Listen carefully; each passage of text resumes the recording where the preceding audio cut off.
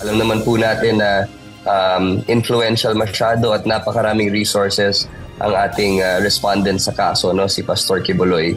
Nais ng Department of Justice na mapanatili ang integridad ng kaso ni Apollo Quiboloy kaya ito ipinalipat mula Davao patungong Quezon City. Ayon kay DOJ spokesperson Assistant Secretary Miko Clavano, dapat walang bahid ng anumang bias o ng hindi pagiging patas ang paghawak nito. Paliwanag ni Ase Clavano, kapag nananatili ang paglilitis sa Davao, hindi maaalis ang pagdududa dahil malaki ang impluwensya doon ni Quiboloy. Hindi natin sinasabi na may impluwensya na po yung mga judge sa Davao, pero syempre para lang manigurado, we have to put the case in an area where it is free from any possible influence, no? Isa rin umano sa ikinukonsidera nila ay ang kapakanan ng mga saksi sa kaso.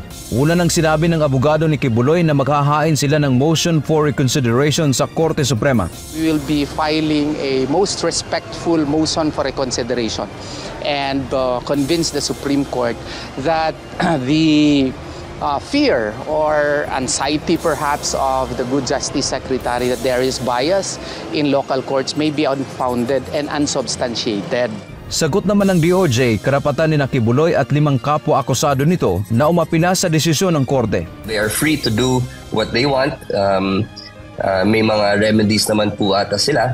Pero ang sa atin, bakit hindi natin gusto na mailagay yung ating yung kaso sa isang lugar kung saan wala talagang impluwensya? Sa pahayag na inilabas ng tagapagsalita ng Korte Suprema na si Attorney Camille Ting, sinabi nito na ang kanilang desisyon sa paglipat sa kaso ay alinsunod sa circular na inilabas ng Office of the Court Administrator noong nakaraang taon. Kabilang na rito ang paghingi ng komento mula sa judge at mga partido sa kaso tulad ng ginawa nila sa kaso kaugnay ng pagpatay kay Governor Ruel Digamo. Dante Amento, UNTV, News and Rescue.